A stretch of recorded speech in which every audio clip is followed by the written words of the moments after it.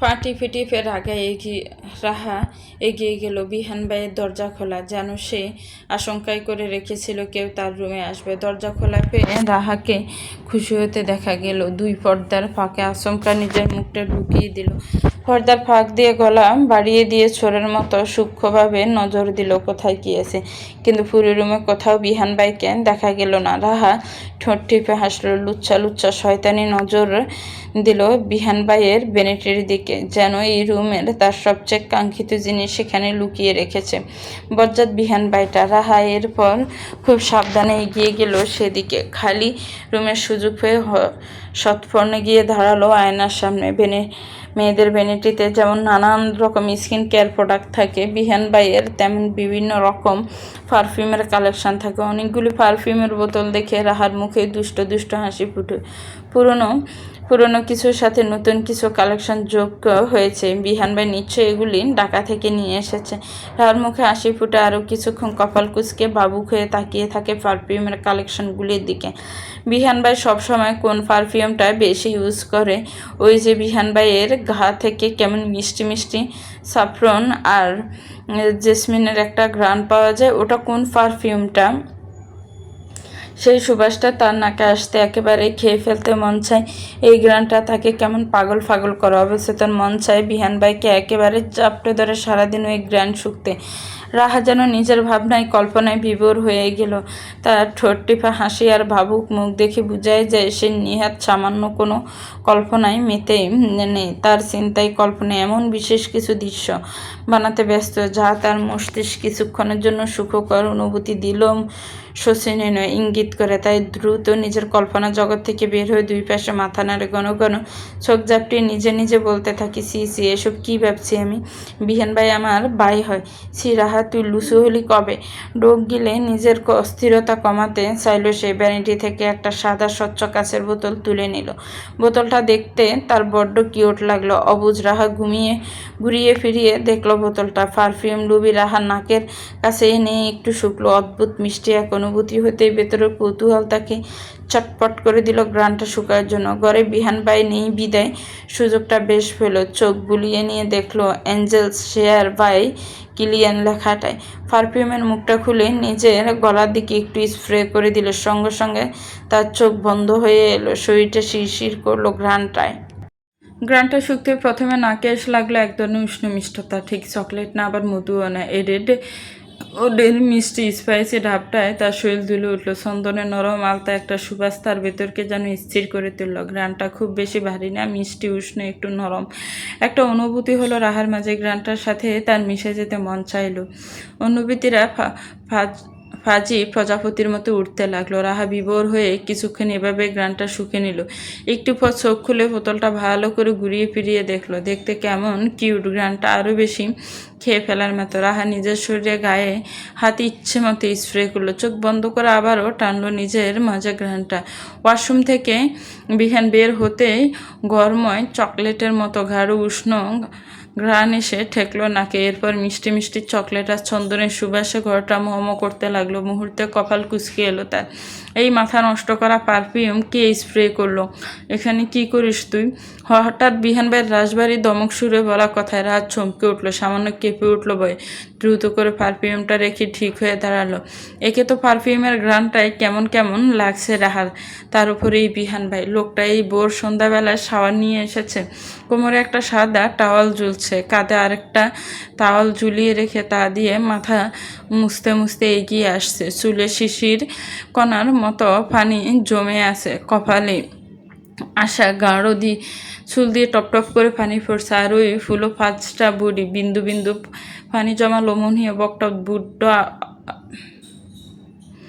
যেই উদ্দাম শরীর দেখে তার অস্বস্তি হচ্ছে। বেহায়া রাহা সেই শরীরের দিকে ড্যাব ড্যাব করে তাকিয়ে আছে। দৃষ্টি যেন ওখানেই অনড় রেখে ডোক গিলছে বারবার। রাহা অনুভব করলো উদম বুকটা একেবারে তার ধারে কাছে চলে এসেছে। সেই সাথে অনুভব করলো নিচের অসার শরীরটা, যার প্রভাবে সে না পারলো সরে দাঁড়াতে আর না পারলো মুখ দিয়ে কোনো আওয়াজ বের করতে। শক্ত দাসের বিহানও যেন নিজেকে নিজে সামলে উঠতে পারছে না। রাহার পুরো গা থেকে ওই মিষ্টি মিষ্টি উষ্ণ সুবাস বের হচ্ছে। চন্দনের গ্রামটা বড্ড আকর্ষণীয় লাগছে। বিহান কেমন গোড়াচ্ছন্নের মতো একদম এগিয়ে যায় রাহার কাছে। মানুষটাকে এভাবে এগিয়ে আসতে দেখে রাহা আরও গুটিয়ে যায়, জড়সড় হয়ে একেবারে বেনিটির সাথে মিশে দাঁড়ায়। বিহান বিবর মুখে একেবারে গিয়ে দাঁড়ায় রাহার সম্মুখে। রাহার ছোট্ট দেহটা বিহানের বিশাল দেহের আড়ালে লুকিয়ে গিয়েছে যেন। বিহান অবশিষ্ট নয়নে রাহার দিকে তাকিয়ে নিজের এক হাতটা শব্দ করে রাখলো বেনিটির উপর। চোখ নুইয়ে রাহার দিকে দৃষ্টি নিবদ্ধ রেখে প্রশ্ন করলো, আমার রুমে কি চাই তোর?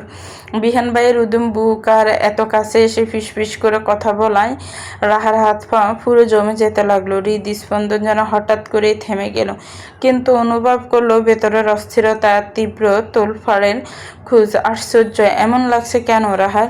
বিহান ঘাড় নড়িয়ে তাকিয়ে আছে তার বুকের একটু নিচে পড়া রাহার দিকে। মেয়েটা যেন ভয়ে অস্বস্তিতে বরফ হয়ে গিয়েছে তার জানা, কিন্তু গাধা মেয়েটা এই পারফিউম ব্যবহার করতে গেল কেন? নিজেকে সংযত করা কঠিন হয়ে দাঁড়াচ্ছে। শক্তপোক্ত বিহানও কেমন গড়ে চলে যাচ্ছে, যেন নিজেই নিজের লাগাম টানতে ব্যর্থ হচ্ছে সে। রাহা তখন এভাবে থম মেরে দাঁড়িয়ে রয়েছে, চোখ দুটো বড় বড় করে, যেন সে পাথরের মূর্তি হওয়ার ফোন ধরেছে। বিহান গভীর নয়নে কাছ থেকে দেখলো রাহাকে, আবারও নাক টেনে শুকে নিল রাহার শরীর থেকে হওয়া পারফিউমের গ্রানটাকে। এরপর শক্ত গলায় বলল, কেন এসেছিস আমার এখানে? আমার পারফিউম কেন ছুঁয়েছিস? রাহা জবাব দিতে পারলো না। শক্ত কাঠের মতো নির্জীবভাবে তাকিয়ে রইল বিহানের বুকের দিকে। এই উদম বুক দেখলেই কি তার অস্বস্তি হয়? বুকের ভেতর কেমন কেমন করে রাহা বুঝে পায় না, শুধু ধ্যান করে তাকিয়ে থাকে। রাহার ছাউনি দেখে বিহানের চোখ শুরু হয়ে আসে। চিবানো সুরে বলে, এত কি দেখছিস সেখানে? আমার ভবিষ্যৎ বউয়ের জিনিসে নজর দিচ্ছিস নাকি তুই? সদ্ভিত ফিরে ফেলো যেন রাহা। মুহূর্তে হুড়মুড় করে ফাঁসে লাফ দিয়ে সরে দাঁড়ায়। লজ্জায় অস্বস্তিতে মাথা নুয়ে আমতা আমতা করলো। কি বলছেন? বিহান সোজা হয়ে দাঁড়ালো, বেনেটিতে হেলান দিয়ে তাকানো রাহার দিকে। আমার রুমে এসেছিস কেন তার জবাব দে আগে। রাহা ডোক গিলে আর চোখে তাকাই বিহান ভাইয়ের দিকে। বলেছি না আমার পারমিশন ছাড়া আমার রুমে ঢোকা নিষেধ তোর জন্য? তবুও কেন? আমি দরকারি এসেছিলাম, তো আমার জিনিস কেন ছুঁয়েছিস? একটু দেখছিলাম। শুধু দেখছিলি? তাহলে তোর গা থেকে কিসের গ্রান বের হচ্ছে? ভয়ে এবার আরও ঘুটিয়ে যায় রাহা। মাথা নিচু করে হাত কসলায়। বিহান সূক্ষ্ম নজরে সেদিকটা দেখে আবারও নজর দেয় রাহার মুখের উপর। তোকে বারণ করেছিলাম তো আমার পারফিউমে হাত লাগাতে। রাহা মুখটা বোটা করে করুণ চোখে তাকায় বিহান ভাইয়ের দিকে। একটু দিয়েছে শুধু, সত্যি বলছি বিহান ভাই, জাস্ট একটা স্প্রে। রাহার গাল দুটো ফুলে গিয়েছে, মুখটা আরও বেশি আহ্লাদি হয়ে উঠেছে। তা দেখে বিহান গাড় বাকি অন্যদিকে তাকিয়ে নিঃশ্বাস ফেলে। বুঝতে পারে তার বিরক্তের মাত্রা বাড়ছে। বিহান খেয়াল করছে রাহা বারবার আর চোখে তার খালি বুকের দিকে তাকাচ্ছে। ওর এমন নজর দেখে দাঁতে কাটে বিহান। গাধাটা সব কিছুতে বাড়াবাড়ি করে, তার বিরক্ত আকাশচুম্বী করে। শক্ত মুখে সে নিজের কাবার্ডে এগিয়ে যায়, কালো একটা টি শার্ট জড়িয়ে নেয় গায়ে। রাহার চোখে সেটা দেখে, সাদা টাওয়ালের সাথে কালো টি শার্ট। বাহ, ফারদার আর এমন করবি না, ভুলেও ছবি না আমার কোনো জিনিসে। আচ্ছা শুভ না বিহান ভাই, যা বলতে এসেছিস তা বলে আউট হ। বলছি বিহান ভাই, এবার আপনি আমাদের জন্য গিফট আনেননি? গিফট? আবার সেটা চাইতেও এসেছিস? অপমান বোধ করলো রাহা। এভাবে মুখের উপর কেউ কথা বলে? মনে মনে মুখ ব্যাংসালো বিহান ভাইকে। আস্ত খারাস রসকসীন মানব একটা। সেসব কিছু তোয়াক্কা না করে লুবি রাহা বলল, না আপনি যদি ভুলে যান তাই মনে করিয়ে দিতে এলাম। সব সময় তো বাড়ি ফিরলে আপনি আমাদের জন্য অনেক গিফট আনেন, তাই আর কি। বিহান কিছুটা দূরে গিয়ে সংক্ষেপে জবাব দিল, এবার আনিনি। মুহূর্তেই চুপসে গেল রাহা। পরক্ষণে প্রয়োজনের অতিরিক্ত হাসি ঝুলিয়ে বলতে লাগলো, ঠিক আছে সমস্যা নেই, আপনি আমাকে এই পারফিউমটা দিয়ে দিন প্লিজ, তাহলেই হবে আমার। প্লিজ বিহান ভাই দিয়ে দিন না প্লিজ। মাথা মোটাটা কি বলছে? এই পারফিউম মুখে দিয়ে দিতে? সারাক্ষণ সেটা লাগিয়ে তার সামনে গুড়গুড় করার জন্য? এরপর কি হবে? মাথা মোটা গাড্ডাটা কি বলছে নিজে জানে। বিহান অনুভব করে রাহা আর একটু থাকলে তার রাগ বাড়বে ওর উপর, হিতে বিপরীত হবে। বিহান নিজের কাঁধে টাওয়ালটা ক্রোধের সাথে ঢিল মারল রাহার মুখের দিকে। সেটা গিয়েও পড়লো রাহার মুখের উপর। চিবিয়ে রাগান্বিত সুরে বলল বিহান, বের হয়ে যা আমার রুম থেকে, আউট। নাক আর গাল ফুলিয়ে দিয়ে রাহা টাওয়াল হাতে তাকিয়ে থাকে বিহান ভাইয়ের দিকে।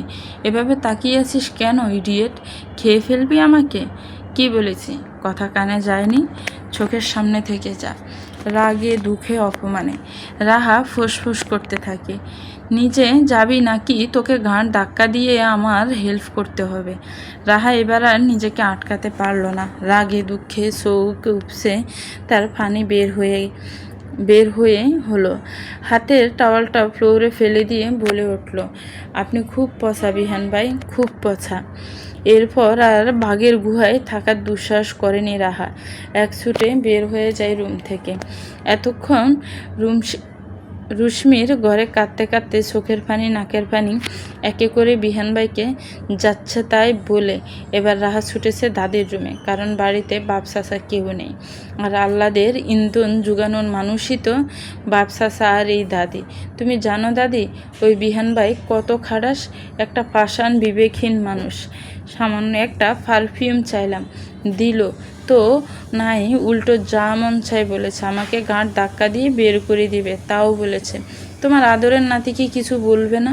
ওই খবিশ লোকটা এমন করলো কেন আমার সাথে? তুই দিবি না? ভালো কথা। তুই স্যাসর কেন? খবিশগিরি করবি আমার মতো বাচ্চা একটা মেয়ের সাথে?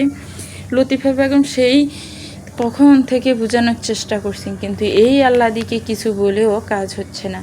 না, তুমি বুড়ি তো, তোমার নাতির জন্যে যান। আমি জানি তুমি কিছু বলবে না ওই জাদ্রেলটাকে। বড় বাবা আসুক, আমি ঠিক বলবো উনি আমায় কত অপমান করেছে, সব বলবো। আমার দাদুমণি, তুমি একটু শান্ত হও। কিন্তু শান্ত হব? আমায় কেমন করে অপমান করেছে তুমি বুড়ি দেখোনি? বুড়ো বয়সে নাতির জন্য ফিরিতে উতলে উঠেছে না? বিয়ে বসবে? করিয়ে দিব বিয়ে, নাকি দাদাকে কবর থেকে তুলে এনে দেখাবো তুমি কচি ছেলে দেখে গলে গিয়েছো? হাই আল্লাহ, এই পাগল মাইয়া নিয়ে কই যায়? বলি, ওই নড়ি বিকের উঠছে? বুড়ি মুখ সামলে কথা বলো, একদম মাঝে বাজে কথা বললে টেপকস লাগিয়ে দিব। তো আর কি বলবো তোকে? শরীরে কুরকুরানি বাড়ছে মনে হইতেছে। নাতনিরে আমার বিয়া দিতে হইব লাগে। চুপ বুড়ি, বিয়া তোমারে দিব, তাও ওই খাড়াস খবিস বিহেন্নের সাথে। দূর নড়ি, অন্যের জামাইরে আমি নিমুকে, পরে দেখবি তোর ভাগেই কম পড়ব, শরীরে আরও জ্বলন ধরব। বুড়ি, তোমার কথা মাথাটা কি গেছে? ওই বিহান ভাইয়ের শরীর দেখে, কচি সুন্দর ছেলে দেখে দাদাকে বলে দেওয়ানো হয়েছ না? দেওয়ানো মনে হইতেছে আমি না তোর হওয়া লাগবো। লতিফা বেগম মুখ টিপে হাসেন। বুড়ি, সত্যি বলছি, কিন্তু আমার রাগ হচ্ছে খুব। যা খুশি বলে মজা নিও না। পরে বাজার থেকে তোমার ফান আনা বন্ধ করে দিব, তাতে কি হইব? তোমার বিহান দাদুভাই আছে না, সে আইনা দিব। লুচ্ছা বুড়ি, এক ফা কবরে আরেক ফা দুনিয়াতে রাইখা কচি ফোলার স্বপ্ন দেখলে ক্ষতি কিলো? নাতি কি তোর বাগে কম পড়ব? রাহার মাথা খারাপ হয়ে গেল। সে আবার চিৎকার করে কাঁদতে লাগলো। লতিফা বেগম হেসে কাছে রাখেন। না, তুমি বুড়ি খুব লুচ্ছা, যাও সরো। আয় বোন, তোরে দুটা কথা কই। আয় সোনা মানিক আমার, আয়। দাদির আহ্লাদ গলে গেল আহ্লাদি। রাহা মুখটা গুমরা করে এগিয়ে গেল দাদির বাহু ধরে। তিনি রাহা চোখ মুছে দিয়ে চুমু খেলেন। আমার একটা প্রশ্নের জবাব দাও তো দাদুমণি। কি, সত্যি করে বলো তো, আমার বিহান দাদুভাইকে তোমার কেমন লাগে? রাহা যেন ভাবনায় জমে গেল। হৃৎপিণ্ডিতান দুকফুক করতে লাগলো দাদির কথায়। এ কেমন প্রশ্ন দাদির? কি হলো দাদিমণি? তো তুমি কি বলছো এসব দাদি? আচ্ছা শোনো, ধরো বিহান তোমার কিছু হয় না, চাচা তো ভাইও না, তখন তাকে কেমন লাগবে তোমার? কেমন চোখে দেখবে তুমি? রাহার নিঃশ্বাস যেন আচমকা ভারী হয়ে গেল, যেন নিজ ভাবনা কল্পনায় ডুবে গিয়ে মেয়েটা ঘন ঘন নিঃশ্বাস নিতে শুরু করেছে। লতিফা বেগম রাহার হাবভাব দেখে ঠোঁট টিপে হাসে। বিষয়টা বেশি না গেটে বলেন, আমার বিহান কিন্তু ছোটবেলা থেকে একটু কথা কম বলা, রাগী মানুষ। সবার সাথে সবসময় খোলামেলা কথা সে বলে না, কিন্তু সবার সব দিক নজর রাখে। ও ছোটবেলা থেকে বড়দের মতো আচরণ করা শুরু করে দিয়েছিল। 15 বছর বয়স থেকেই তার মাঝে আচমকা গাম্ভীর্য ভাব এলো। ও এত ছেলে মানুষই করা, পাগলামো করা পছন্দ করে না দাদুমণি। ও বায়ের স্থির, শান্ত, দায়িত্ববান আর বুঝদার মানুষ পছন্দ করে। বিহান তো বাড়িতে বেশি থাকে না। ও যখন বা যতদিন এ বাড়িতে থাকে ততদিন তুমি নিজের দুষ্টুমি একটু কম করবে, ওর সামনে শান্ত বুঝদারের মতো আচরণ করবে। শুনেছ কি বললাম? রাহা গভীর মনোযোগ দিয়ে সব কথা শুনছে, যেন গণিত ক্লাসও এত মনোযোগ দিয়ে শুনে না। লতিফা বেগম শান্ত রাহার দিকে তাকিয়ে মুচকি হাসেন। আমার বিহান খাঁটি সোনা, ওর বউ যে হবে তার ভাগ্য সোনা দিয়ে মোড়ানো। গম্ভীর হলেও বউকে আদরে সোহাগা করে রাখবে। গম্ভীর রাগী লোকেরা বউকে খুব আদর করে, ভালোবাসে। তুমি দাদি মুখে ফলস্টপ লাগাও। আসমকিক মোটা আওয়াজে লতিফা বেগম আর রাহা দুজনেই তাকায় দরজার দিকে। কালো আটশার্ট, টি শার্ট আর কালো ট্রাউজার জড়িয়ে বিহান ভাই এগিয়ে এলো। পকেটে হাত গুজে দাঁড়িয়ে শক্ত গলায় বলল, রাহাকে, তুই এখানে কি করছিস? রাহার মুখটা আবার ভারী হয়ে গেল। মনে পড়ল একটু আগে বিহান ভাইয়ের করা ব্যবহারের কথা। সে দাদির সাথে আরও মিশে বলল, এটা আমার দাদির ঘর। দাদিটাকে কি একা নিজে দলিল করে নিয়েছিস? তাতে আপনার কি? কানের নিচে দুইটা পড়লেই বুঝে যাবে। রাহা এবার আর জবাব দেয় না, আড়ালে মুখ মুচড়ায়। কপালের ভাঁজ রেখে বিহান সূক্ষ্ম গলায় বলে, যা এখান থেকে। রাহা দাঁত কটমট করলো। কি ভেবেছে কি জাদ্রেলটা সবসময় সব জায়গায় মাস্তানি করবে? রাহা দাদিকে দু হাতে জড়িয়ে ধরে বলে, কেন? আমি আমার দাদির ঘরে আছি, আপনি আমাকে এখান থেকে বের করে দিতে পারেন না। আমি কি পারি আর না পারি সেটা তোকে দেখানোর প্রয়োজন বোধ করছি না। Get out. এটা তো আপনার ঘর না, দাদির ঘর। এখান থেকে আপনি আমায় বের করবেন? কেন বের করবেন? আমি যাব না। আজ আমি দাদির সাথে থাকতে হবে না, বের হ। যাব না। কি করবেন আপনি? আহা দাদুভাই, থামো তোমরা, নরম সুরে বললেন লতিফা বেগম। বিহান এবার অনেকটা দৃঢ় কণ্ঠে ক্ষোভের সাথে বলে, তুই যাবি নাকি বিড়ালের বাচ্চার মতো তোর ঘাট ধরে বের করে দিয়ে আসতে হবে আমার? রাহার মুখটা কাদো কাদো হয়ে গেল। সবসময় বিহান ভাই তার সাথে এমন করে, তার উপর নিজের সিদ্ধান্ত জোর করে চাপিয়ে দিতে চায়। আপনি আবার আমায় ঘাড় ধাক্কার কথা বলছেন বিহান ভাই? ছোট বলে যা খুশি বলবেন। আপনি সব সময় আমাকে এভাবে অপমান করতে পারেন না। দাদি, তুমি কিছু বলবে না? তুমি শান্ত হও দাদুমণি, সামান্য কথায় তোমার কাঁদতে হবে কেন? আর দাদুভাই, এভাবে কেন বলছো? ও থাকতে চাচ্ছে, থাকুক না। বিহান ভাইকে দুটো কড়া কথা শোনানোর বদলে এত নরম সুরে কথা শুনে রাহার শরীর রাগে জ্বলে উঠল। রাগে গজগজ করে বিছানা থেকে উঠতে উঠতে বলতে লাগলো, দূর থাকবো না আমি এখানে, দূরে কোথাও চলে যাব। এই বাড়ির কেউ আমাকে ভালোবাসে না। নিজ কাঁদুনে রাহা চোখের পানি ফেলতে ফেলতে লতিফা বেগমের রুম থেকে চলে গেল। বিহান শক্ত দেহে বুক টান টান করে দাঁড়িয়ে রাহার গমন পথ দেখল। সে পথে দৃষ্টি স্থির করে মনে মনে বলতে লাগলো, ভালোবাসার বিশাল সমুদ্র তোর অপেক্ষায় মুখিয়ে আছে মিস তুনরাখান রাহা। দাদুভাই, তুমি কেন মেয়েটার সাথে শুধু শুধু এমন করো? আগে বলো, ওর সাথে তুমি কিসের কথা বলছিলে? তুমি কি আমাদের কথা শুনছিলে? আমার প্রশ্নের জবাব এটা না দাদি। একে কি বলছিলে তুমি? কেন? ভুল কি বললাম? দাদি, কতবার তোমাকে বলতে হবে? এসব ভাবনা বন্ধ করো। ওর মাথায় তুমি আজে বাজে কথা কেন ঢুকাচ্ছ? আজে বাজে কথা না, যা সত্যি তাই বলছি, ওর ভালোর জন্যই বলছি। তুমি জানো দাদুভাই, তুমি কি বুঝতে পারছো? ওর ভালো চাইতে গিয়ে ওর ক্ষতি করছো। কিসের ক্ষতি? যেটা বাস্তব সেটা ওকে বলতে সমস্যা কি? বিহান দাঁতে দাঁত চেপে ঘুরে দাঁড়ায়, রাগ নিয়ে বলে, দাদি, ওর মাথায় উল্টো পাল্টা কিছু ঢুকাবে না তুমি। আমি বারণ করছি। তুমি বারণ করলেই আমার কেন শুনতে হবে দাদুভাই? তুমি কি বুঝতে পারছো? আগুনকে উস্কে দিচ্ছ, নিজেও আগুন নিয়ে খেলা করছো। লতিফা বেগম হাসেন। আগুন নিজেই যদি নিজের তাপ সহ্য করতে না পারে তবে কি করে হবে দাদুভাই? বিহানকে অস্থির দেখায়, রাগে যেন সে বিচলিত। তা দেখে লতিফা বেগম বলেন, তুমি কেন আমার কথা মানতে চাও না দাদুভাই? কেন এমন কঠিন হয়ে থাকো? আমি তো অসম্ভবের কিছু বলছি না, ওর ভালোর জন্যই বলেছি। তুমি বিশ্বাস করো, ও তোমার সান্নিধ্য পেলে শান্ত হয়ে যাবে, একদম বুঝতে আর স্থির হয়ে গিয়ে তোমার কথা মেনে চলবে। তুমি দেখে নিও, ও তোমার খুব বাধ্য হবে। বিহান সেই কথার জবাব দেয় না, শুধু নিজ মনে আওড়ায়। ও আমার সান্নিধ্য পেলে শান্ত নয়, বরং নিজের সকল বাধা শৃঙ্খল ছাড়িয়ে যাবে। যেখানে আমি নিজেই নিজেকে সামলাতে ব্যর্থ, সেখানে ওকে কি করে আটকাবো? রাত 8টার দিকে বিহানের ছোটবেলার এক বন্ধু এসেছে বাড়িতে। ছোটবেলা থেকে বিহান সবার সাথে মিশত না, তাই ওর বন্ধুবান্ধবের সংখ্যাও কম। বিহানের বন্ধু সারহান বসে আছে ড্রয়িং রুমে। আফসানা বেগম নানান খাবার নিয়ে বসেছে ওদের সামনে। সারহান অনেক বছর পর এ বাড়িতে এসেছে। আফসানা বেগম কারণ জানতে চাইলেন, জবাবে বলে সে এতদিন সে বিদেশ ছিল কাজের সূত্রে, 8 কি 9 মাস হচ্ছে দেশে ফিরেছে। বিহান বাড়ি এসেছে শুনে তাই দেখা করতে এসেছে। আফসানা বেগম জানিয়ে দিলেন আজ রাতে সে বাড়ি ফিরতে পারবে না, এত বছর পর এসেছে, আজ তাকে এ বাড়িতে থাকতে হবে। উত্তরে সারহান বলে, আন্টি এখান থেকে 10 মিনিট দূরেই উঠেছি আমি, গুরুত্বপূর্ণ কাজ আছে আমার, আমি কাল আবারও আসবো, কিন্তু রাতে ফিরতেই হবে। আফসানা বেগম জোরাজুরি করলেও কাজ হলো না। বিহান গম্ভীর কণ্ঠে মাকে না জানিয়ে দিয়েছে, কিন্তু তিনি জেদি গলায় বলেছেন রাতের খাবার না খেয়ে সারহান বাড়ি থেকে বের হতে পারবে না। এতে অবশ্য আপত্তি করেনি সারহান। প্রায় ঘন্টা সময় লাগিয়ে কান্না করে রাহা শান্ত হয়েছে। পাগলিটা মন মতো কাঁদতে না পারলেও শান্তি পায় না।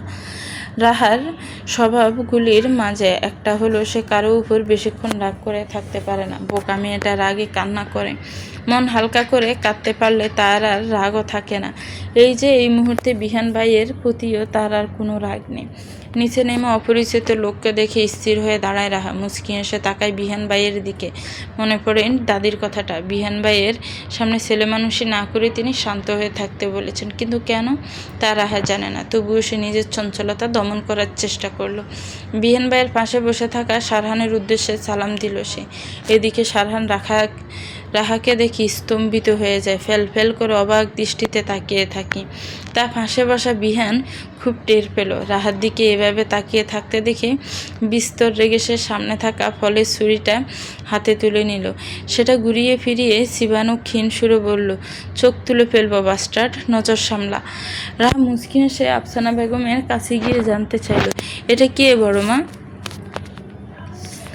আরে আমাদের বিহানের ছোটবেলার বন্ধু, অনেক বছর পর আবার এসেছে আমাদের বাড়ি।